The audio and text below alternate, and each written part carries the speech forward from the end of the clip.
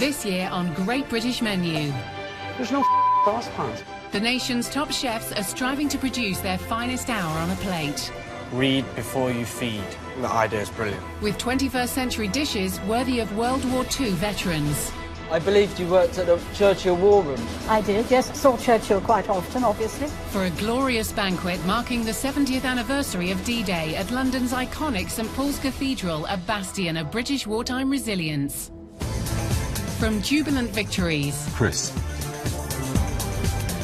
I don't know what to say. I'm absolutely elated. ...to bitter disappointments. Burnt. Like totally torch to the pot. Our fearsome troop of former champions won't be holding back. For me, he looks like a rabbit in the headlights.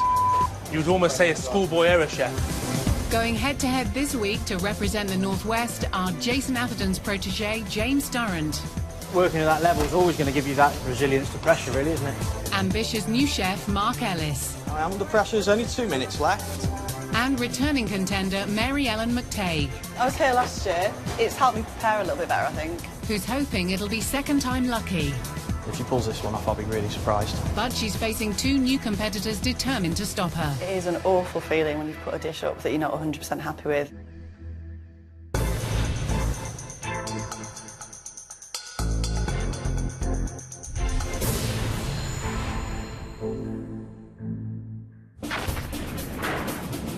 This June, the nation will commemorate the incredible heroes who stormed the beaches of Normandy on D-Day 70 years ago. In honour of their tremendous sacrifices, the chefs have been tasked with creating patriotic dishes that evoke the fighting spirit of the 1940s. You just knuckled down to doing whatever you had to do. And have used personal histories to inspire their menus, both at home... Looks like a boy, eh? He looks so young. Oh, he is. Very young. ...and across the channel. Even the chefs were on the front line and sacrificing their lives for D-Day. Fighting it out this week for the chance to cook at the commemorative D-Day banquet are returning chef Heston Blumenthal-trained Mary Ellen McTague.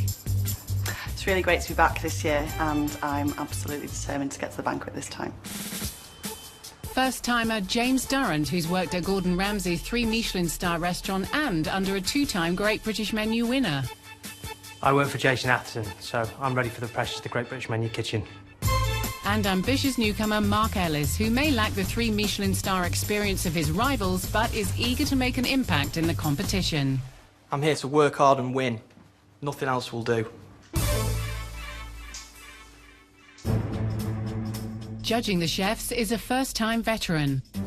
I absolutely hate this bit. I hate not knowing who's coming through those doors. 2 Michelin star heavyweight and twice banquet champion, Daniel Clifford. Morning, chefs. Morning. Hi, chef. I'm really excited to be here. Mary Ellen, how do you feel to be back here? A lot less nervous than last year. Had timing issues last year, didn't you? Yes. So you sorted that out this year? Yeah. OK. James? Excited, Good. but nervous, yeah. There's some tough competition here. And Mark? Can't wait to get in there. I've got a lot, bit of a newcomer, so I've got quite a bit to prove. Look, I'm really looking forward to tasting all your food. It's really nice to be on the other side. I'm slightly upset that I'm not cooking, because I do feel that this brief is a great one to cook for. Good luck. Thank you. Thank you. Thank you. First up is second-timer Mary Ellen McTague. Last year, she struggled to deliver on time. I just don't know what's happened. Although her nerves held her back, she made it to the judging chamber. But was pipped to the post by Aidan Byrne. Morning, chef. Morning. Tell me about your menu. How have you got to this point? Well, the biggest source of inspiration was my husband's grandparents. Bill was on a battleship, he was there on D-Day, and Vera was at home making boots for the soldiers. And then I sort of backed it up by doing some research at museums and reading some books and things. So take me through today's dish. It's based on the Dig for Victory campaign, getting people to grow their own to supplement the shortage of food. So I've created what you'd imagine a wartime salad to be. It's got some beautiful beetroot. Yep. being an English garden, got some snails. I'm going to make some sour milk cheese that used to be hung in paratites under the stairs overnight, back in the war days. I'm making a national loaf. Yeah. That was the bread that was made during the war to kind of... They didn't like it back in them days, did they? They didn't. I've got the original recipe from a war museum, but then I'm going to do a few things to it to kind of make it eat much better. OK. So you're taking a massive risk there, really, aren't you? Well, yeah. Brilliant.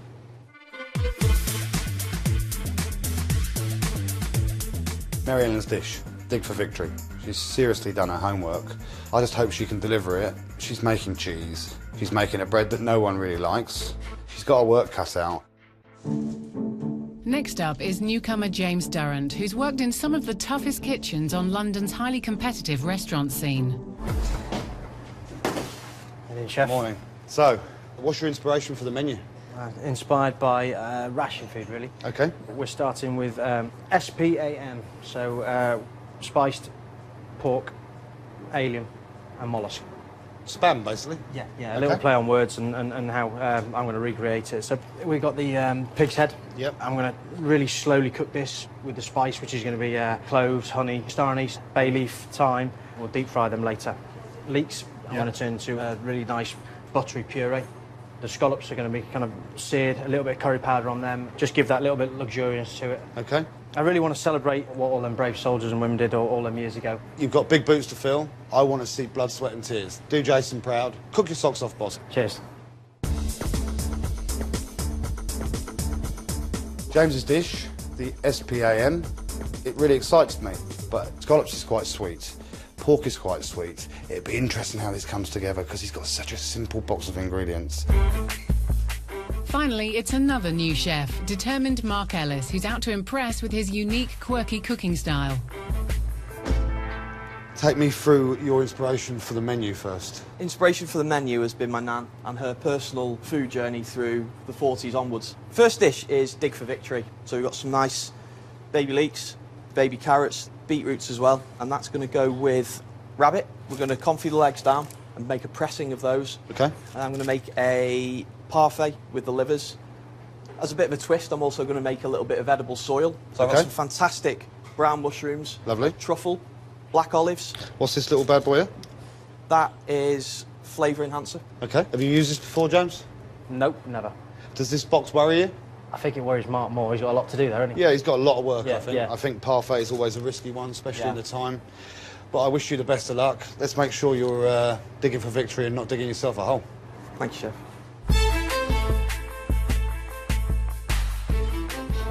For me, the biggest concern of Mark's dish is the amount that he's got going on. And then he's using a product called flavour enhancer. I've never seen it. I hope it enhances it and it doesn't ruin my palate.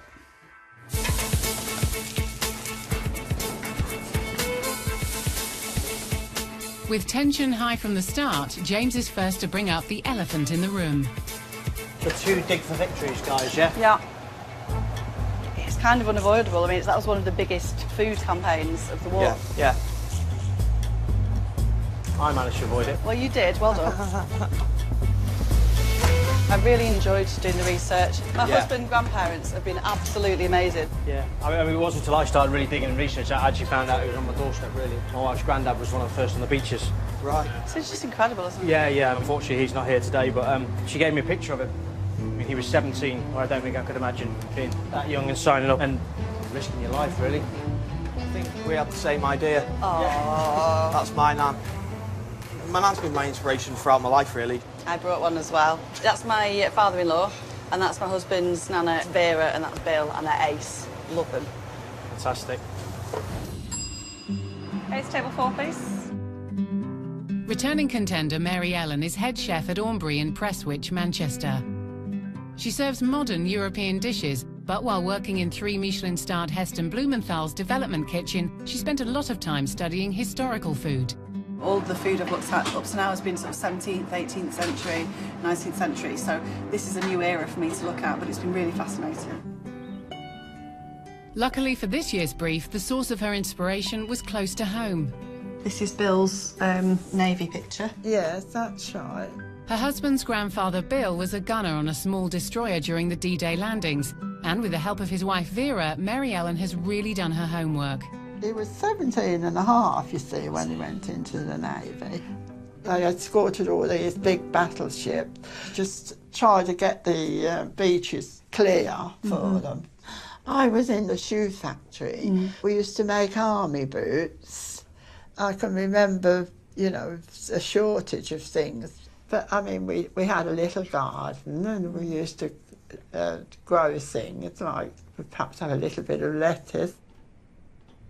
What better for Mary Ellen to base her starter on? So this was inspired by the Grow in Your Own, Dig for Victory thing you told me about. Right. I also remember you telling me about sour milk cheese, so you didn't waste it. No, we didn't throw it, didn't waste anything, really. Mary Ellen's starter ingredients might be fairly true to wartime. The carrots were bigger than that. But combining them all together is something Vera's never tried before. That's quite tasty, yes. You've got such a passion, haven't you? Your heart and soul's in it. Thank you very much.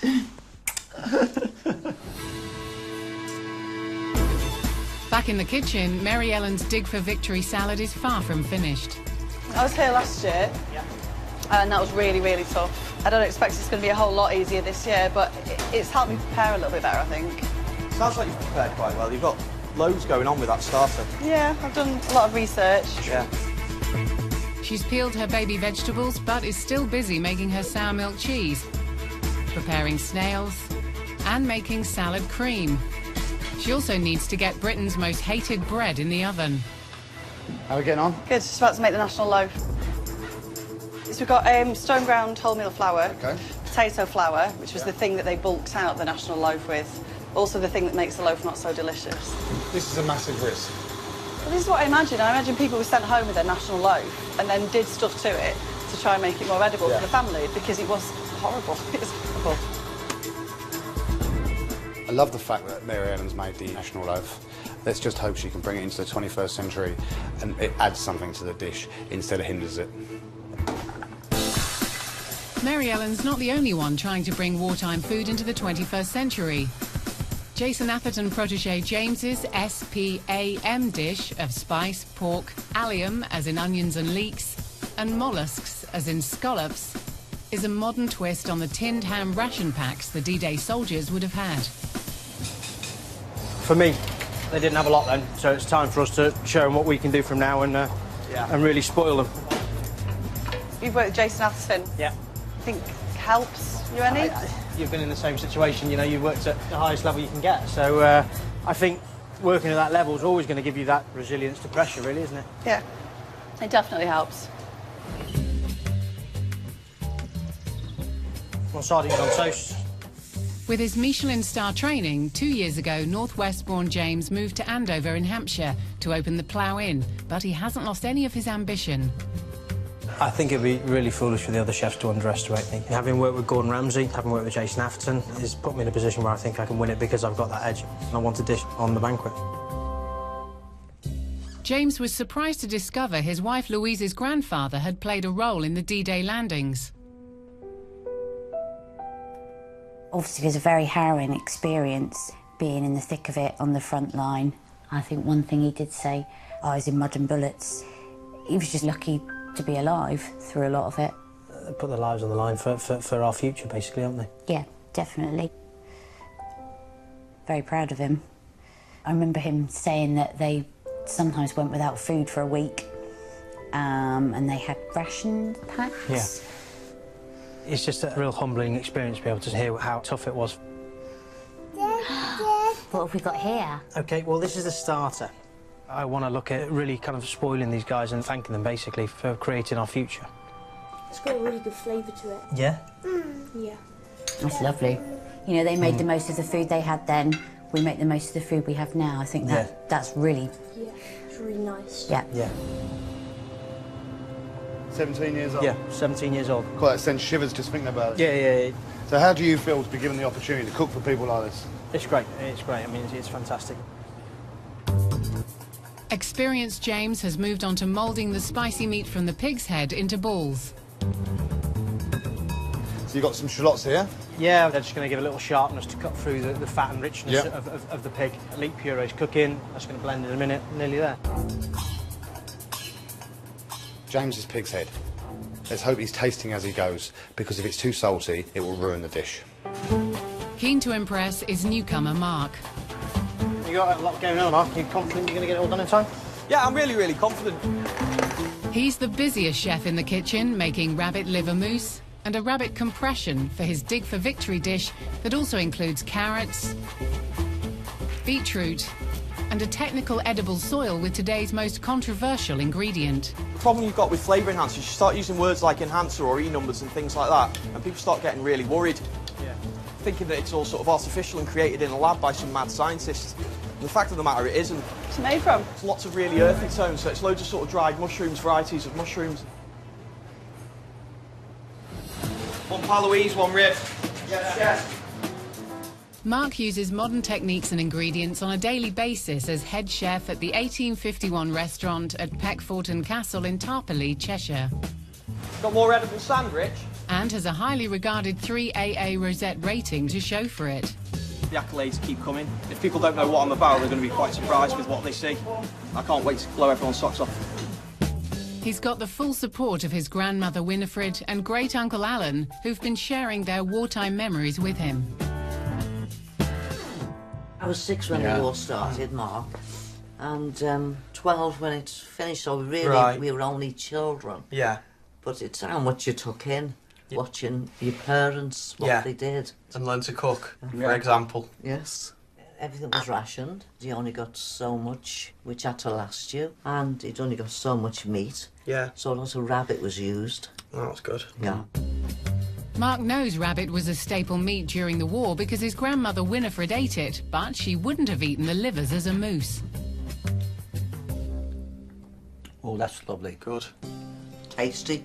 Always helps. Yeah, very nice. Good. I can't begin to explain how much I want to get a dish through to the banquet. It means so much to me personally, so much to my family, my partner, my nan, my daughter. I don't often fail in things in life. I'm making my business to succeed, so that's what I'm going to do. You'll win. I'm glad you're optimistic. Yeah.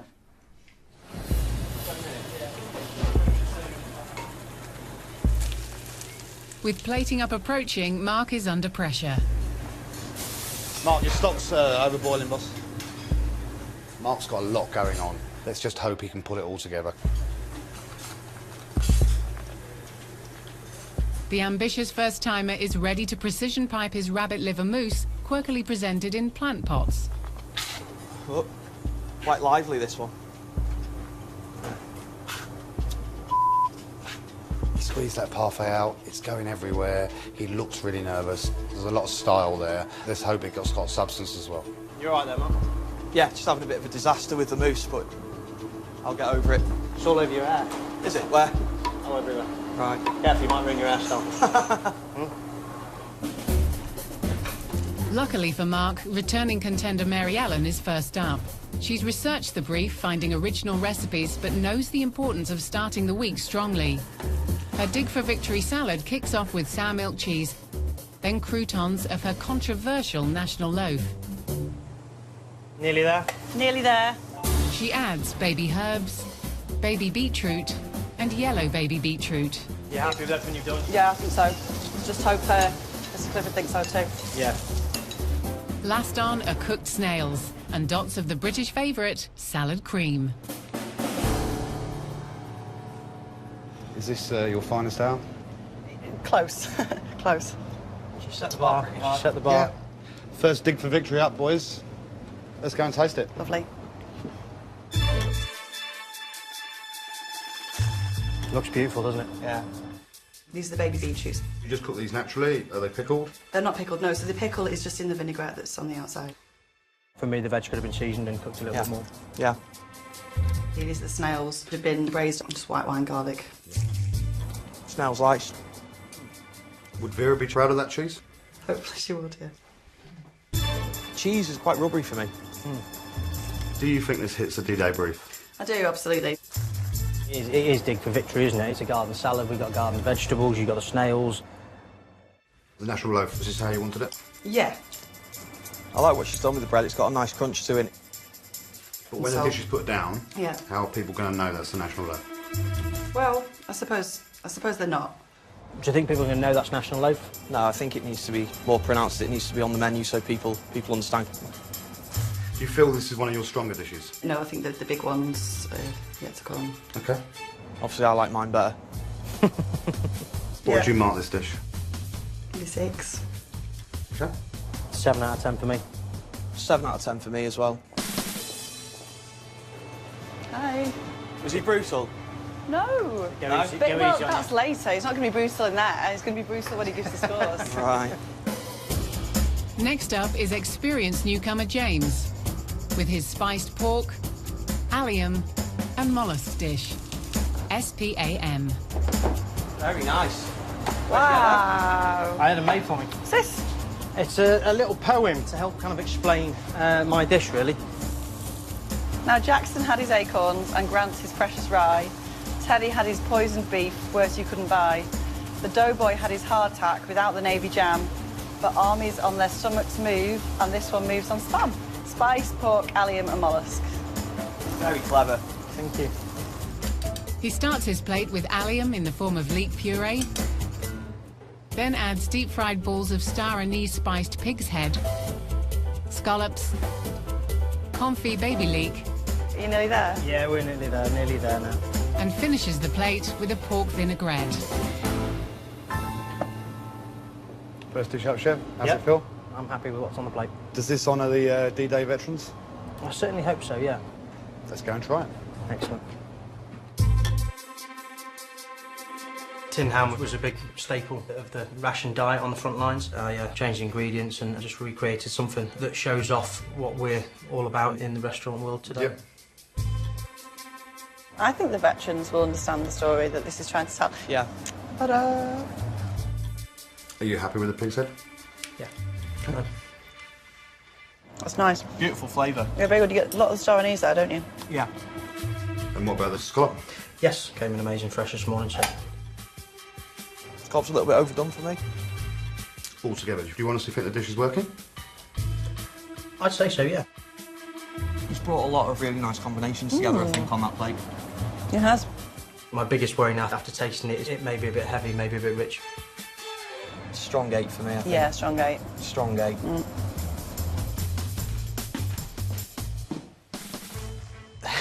that was nerve-wracking.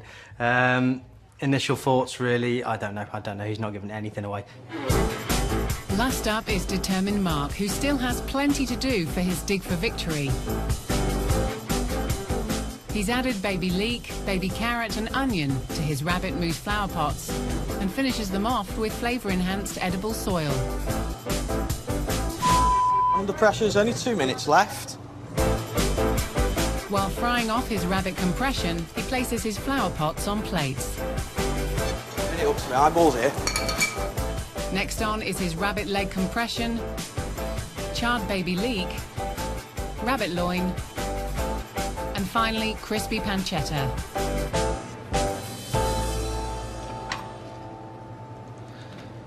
How's that feel? Yeah.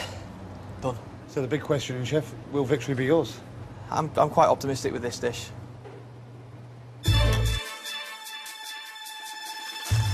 Second dig for victory. It's enormous. It's a big portion. Do you feel that this is a contender today? Honestly, I feel that I think I've hit the brief with that.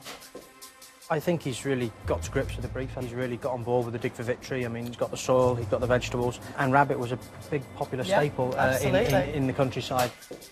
The edible soil. Think that works? Not quite. A little bit over-seasoned for me. Okay. It is Strong salty. garlic, Yeah, isn't it it? is. And do you think the flavour enhancers brought something to the party? Yeah, it's definitely that. It's really heightened those sort of earthy tones. I think you really get the flavour enhancer. Not sure about that with the parfait, though. You're happy with this, the rabbit compression? Yeah. I like the compression a lot. I think the flavour's really nice, and the texture's nice as well. Does the dish work together as a whole? Yeah, I mean, that's something that I was worried about, but I think it kind of makes sense. Okay. There's essentially 3 different dishes going on here. He's overcomplicated it almost. He has. The whole thing doesn't tie in. Do you feel your dig for victory is better than Mary Ellen's? I prefer to eat mine. Okay. I prefer my dish. Yes. I'd probably give it a 7. I'm going to give it a 5. I would say 6. Hey. Okay. Right. Yeah, it's a bit daunting. Yeah. A bit as well. Why? The soil was a bit too salty for me. Yeah. It is an awful feeling when you've put a dish up that you're not 100% happy with. Yeah. I'm not looking forward going in to see what he says.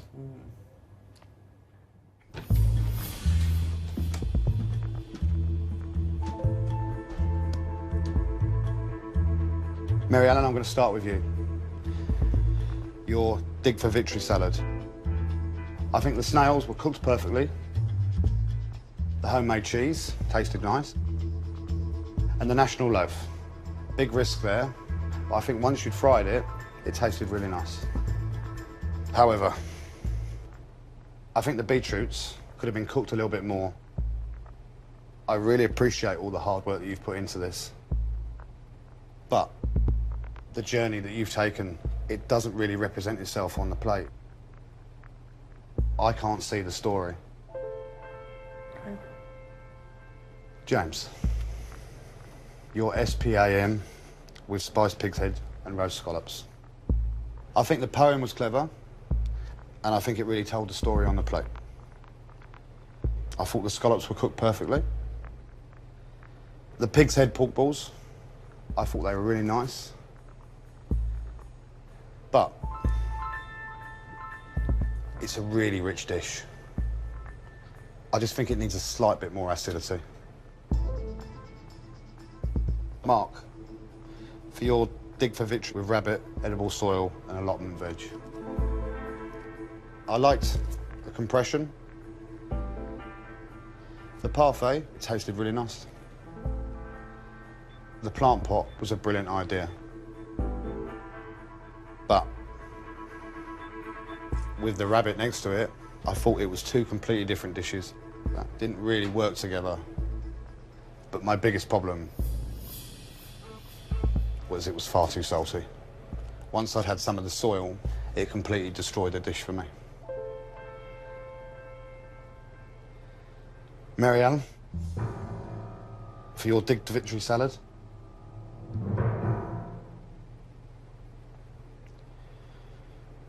I'm going to give you a 6. Okay. James, for your spiced pig's head, roasted scallops.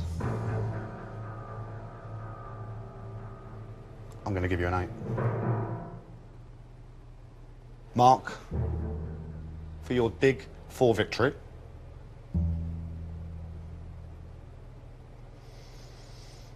I'm going to give you a 5.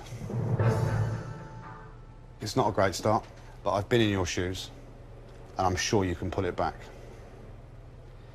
Thank you very much. Thank you. Well done. Well done. After round 1, James has a solid 2-point lead, while Mary Ellen and Mark need to play catch-up. It's good. I wanted a good head start, but there's a long way to go. Not delighted with that. No. I'm really glad I'm not last. That would be horrible. Oh, no, move. No, I know you're not. Very disappointed not to be ahead, really. But, you know, I'll pick myself up. Chefs with Michelin stars in their eyes up next. A new series on the battle to give the city of Manchester a taste of modern fine dining. Restaurant Wars start on BBC Two in a moment.